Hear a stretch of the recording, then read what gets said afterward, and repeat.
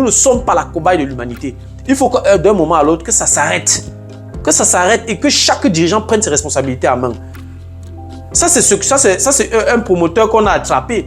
Qu'est-ce qu'on fait des autres promoteurs qu'on n'attrape pas? On voit des personnes qui fabriquent les fausses boissons un peu de partout là. Nous sommes malades. On a notre taux de mortalité, je crois, c'est à 55 ans. Mais on est où là? Il faudrait à un moment donné que les gouvernements tapent les mains sur la table, qu'on arrête avec les débats, les discussions qui nous amènent nulle part. Pendant ce temps, il y a des choses qui se passent. On est en train d'exterminer notre race. On est en train de tuer nos enfants. Et puis on va nous distraire avec des débats qui n'ont ni tête ni queue. Donc j'interpelle les dirigeants, particulièrement ivoiriens, par rapport à ça, de frapper fort ce genre d'acte pour servir de leçon aux autres. Et j'interpelle tous les autres dirigeants africains d'ouvrir les yeux par rapport à ce genre d'acte. Parce que si rien n'est fait, ils vont continuer leur sale besogne. Comment donc éviter tous ces crimes? Comment donc éviter ceci? Premièrement, comme j'ai dit, punir sévèrement ceux qu'on attrape pour servir de leçon aux autres. Si possible, même rapatrier. Parce que si toi, en tant qu'Africain, on t'attrape en Chine dans cette situation, non seulement on va te punir, tu vas aller en prison, tu vas payer une caution, on va te rapatrier et tu ne vas plus jamais mettre ton pied en Chine. Tu t'amuses même toi et ta famille.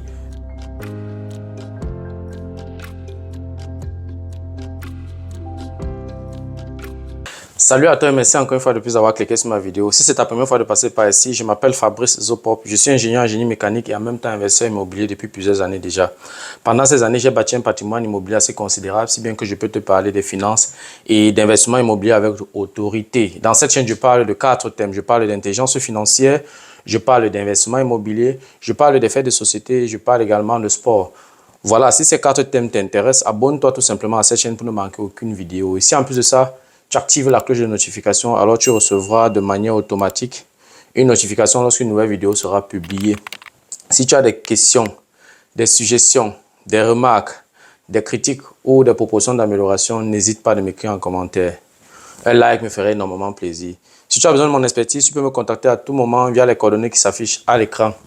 Tu peux également me recommander auprès de tes proches pour leur permettre de profiter également de mes connaissances. Quand je parle de connaissances ici, je parle d'accompagnement immobilier, je parle d'accompagnement dans la fiscalité immobilière. Voilà, si tu achètes un bien immobilier et tu ne t'y connais pas dans la fiscalité immobilière, tu peux me contacter à tout moment. On va prendre rendez-vous, ça peut être physique, ça peut être virtuel. Voilà, on fixe ta stratégie pour réduire ta charge fiscale. Voilà, si tu investis dans l'immobilier et tu aimerais également augmenter ton patrimoine immobilier, tu ne connais pas comment t'y prendre, tu peux également me contacter à tout moment. On va également s'asseoir et on va réfléchir ensemble. Je vais te donner donc quelques pistes pour te permettre d'augmenter ton patrimoine immobilier. Et si voilà, tu aimerais mettre de l'ordre dans tes finances, tu ne connais pas comment t'y prendre, tu peux également me contacter, on va s'asseoir et je vais te donner également quelques pistes de solutions. Et si tu as des proches qui aimeraient investir en Allemagne, qui ne vivent pas en Allemagne, tu peux également me contacter, on va s'asseoir sur leur solvabilité et on trouvera certainement des solutions à leurs problèmes. Voilà, dans la vidéo d'aujourd'hui, je vais parler un peu de géostratégie. Je vais me pencher sur les crimes de la Chine en Afrique. C'est-à-dire que je suis extrêmement choqué. Je suis tombé sur une vidéo qui m'a vraiment choqué et je ne serai pas tranquille si je ne m'exprime pas par rapport à ce que j'ai vu. Voilà, il s'agit en fait de la relation entre l'Afrique et la Chine. Et oui, beaucoup de personnes ont salué la présence de la Chine en Afrique, ce que moi aussi j'ai salué dès les premières années. Mais au fil du temps, je me rends compte qu'il y a beaucoup de scandales et ne pas le dénoncer, ce sera vraiment faire preuve de mauvaise foi. Et j'aimerais donner mon avis par rapport à ça. Si tu veux en savoir plus, reste scotché la suite juste après le générique.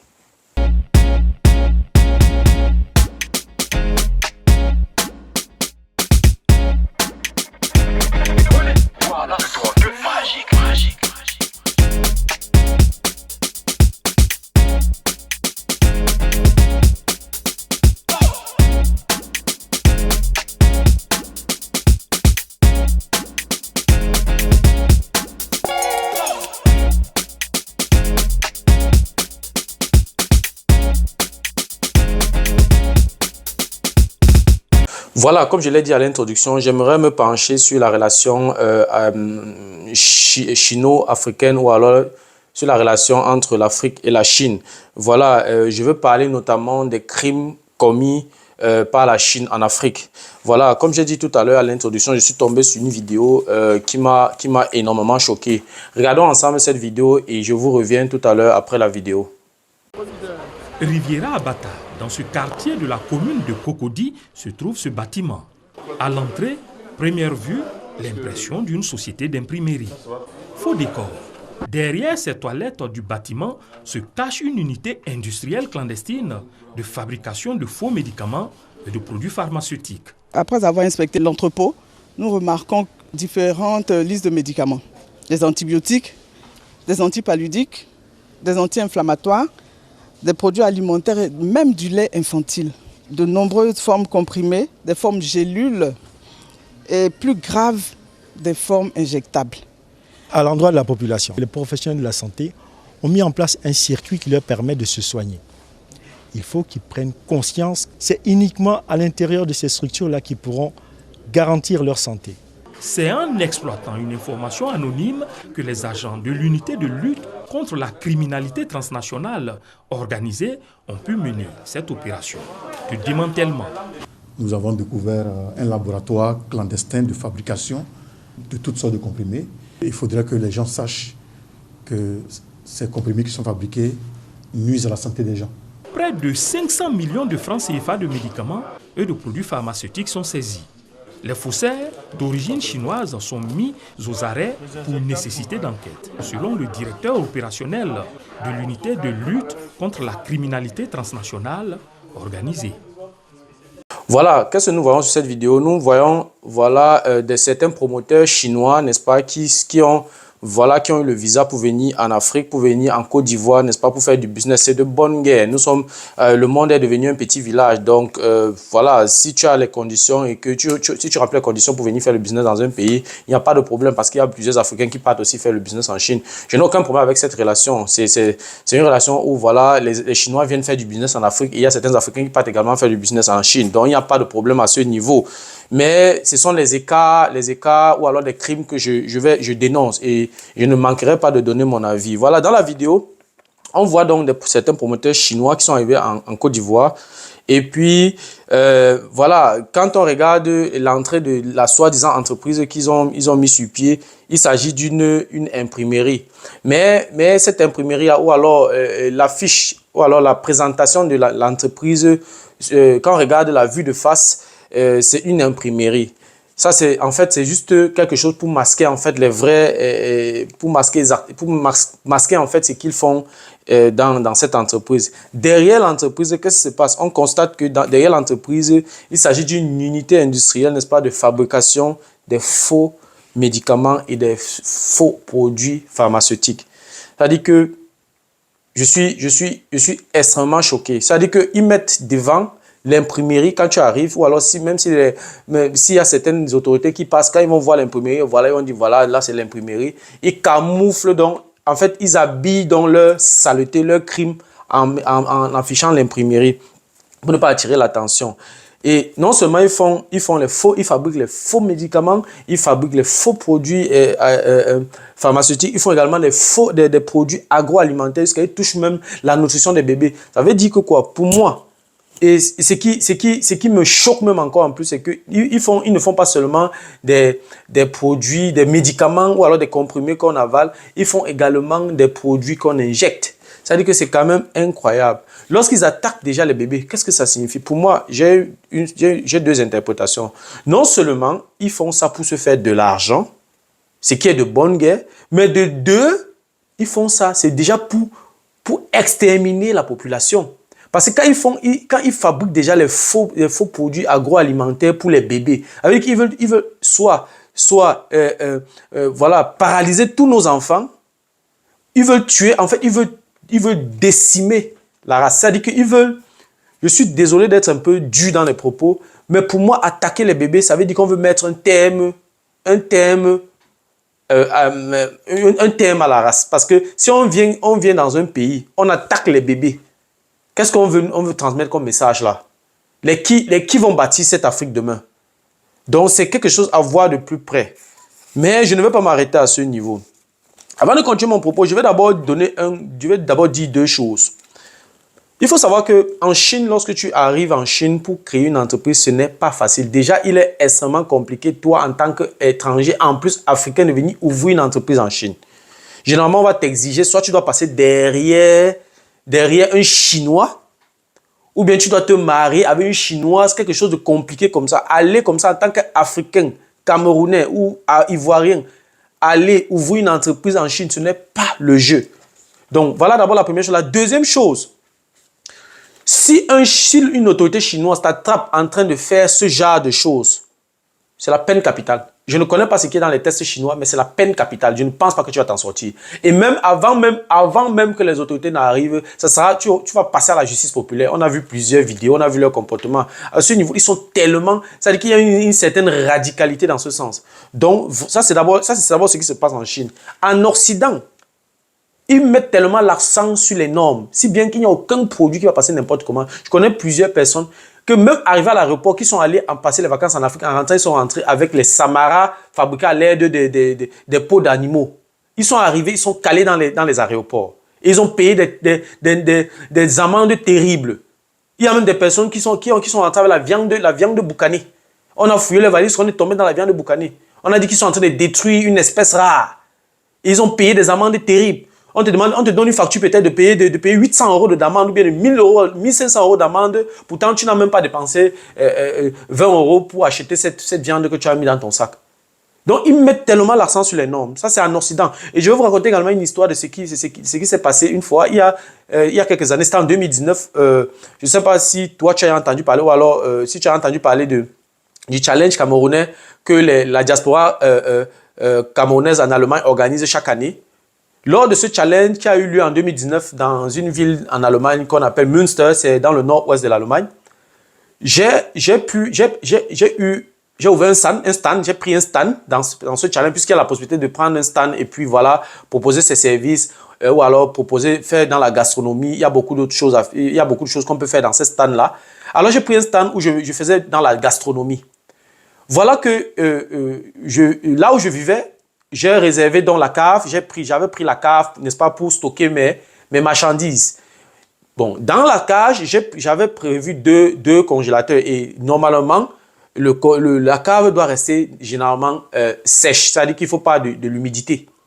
Ce qui se passe, c'est que j'ai réservé 2 congélateurs où j'avais mis mes produits, surtout les produits comme le poisson, la viande et le reste.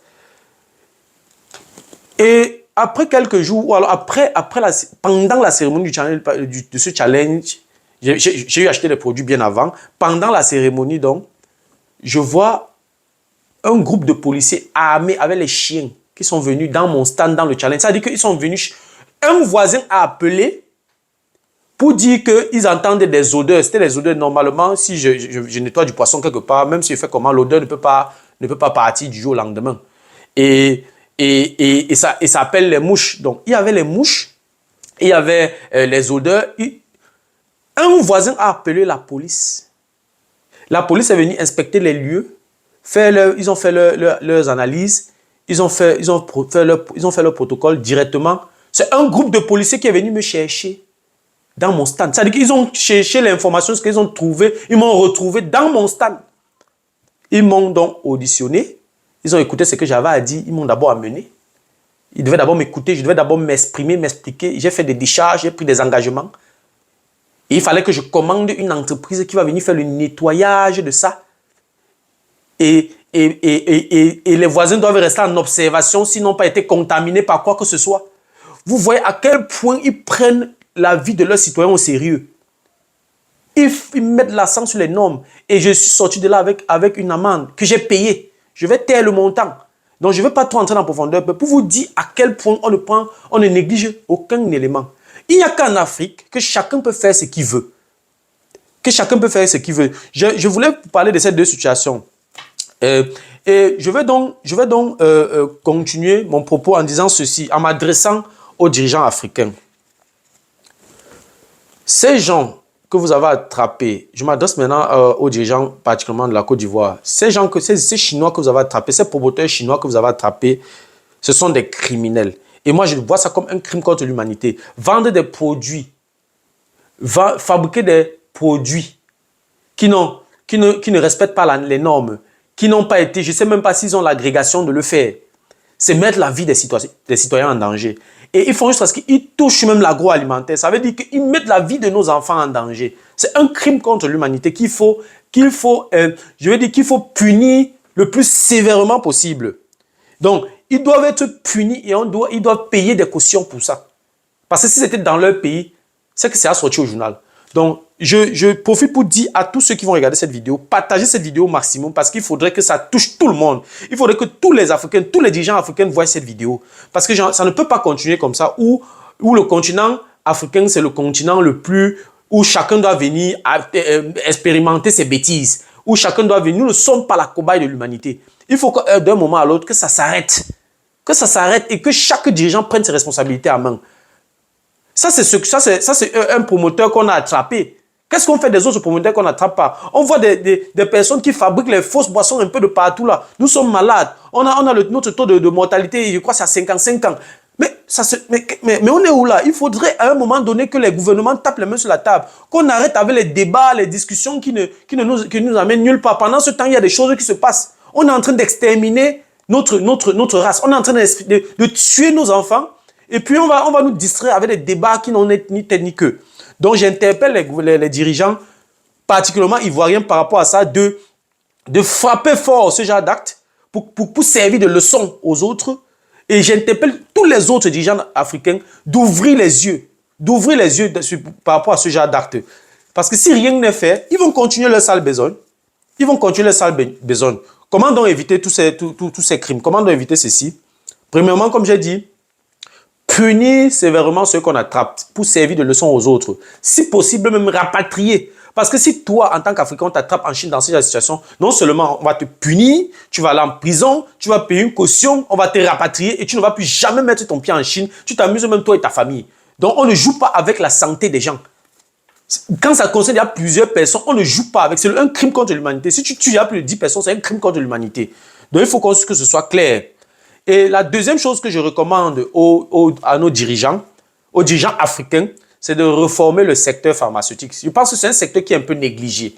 Comme on importe les produits, on fait directement confiance aux produits importés. Dès qu'il y a un produit qui a pris l'avion ou bien qui a pris le bateau pour venir en Afrique, on fait confiance. Pourtant, ce sont des poisons. Ce sont des poisons. Donc, réformer le secteur pharmaceutique. Et je profite pour dire également aux dirigeants africains, travailler encore ou alors réformer les conditions d'entrée et de sortie de vos produits. Je m'adresse aux dirigeants des douanes et aux directeurs des douanes et aux directeurs des aéroports. Ouvrez les yeux sur ce qui entre dans nos pays. C'est très dangereux. C'est très dangereux.